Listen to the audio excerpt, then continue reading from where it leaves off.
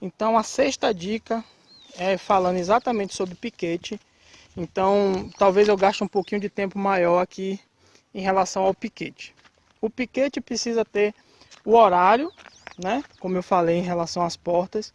Você precisa, numa criação de alto desempenho, ter horário para abrir e horário para fechar. Normalmente no início da manhã você solta. Se você está numa região muito quente, quando tiver o pico do sol, você tenta recolher. Elas mesmas vão querer voltar, porque elas não ficam no sol, é muito raro.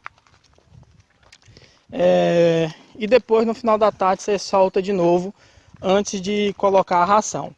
Para isso você precisa estar com sempre água disponível, sempre água à vontade. E normalmente você solta de manhã depois que você deu a ração, e você solta pela tarde antes de dar a ração, bem antes de dar a ração. Porque aí no horário que for para dar a ração, é o horário que elas normalmente vêm. Quando elas entrarem, você já fecha de novo o galpão e deixa elas confinadas até o outro dia. Para evitar que elas saiam à noite, para evitar que entre algum predador à noite e dê algum problema com sua criação. Ok? Outra coisa é um piquete limitado. O que é um piquete limitado? Um piquete que tem um limite, que não fica totalmente solto, que não é um piquete que vai até o horizonte. Você precisa ter um piquete que caiba pelo menos de 1 a 2 aves por metro quadrado. É o suficiente.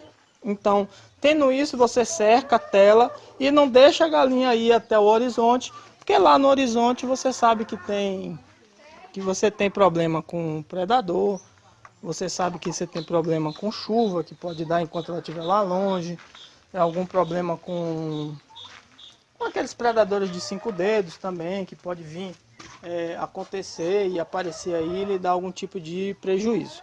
Então você precisa tentar evitar ao máximo todo tipo de contratempo que você tenha, caso você queira essa criação, uma criação de alto desempenho.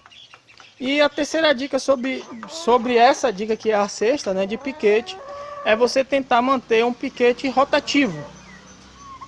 Uma boa ideia é o sistema de mandala, que está um pouco em desuso, mas eu acho bem interessante.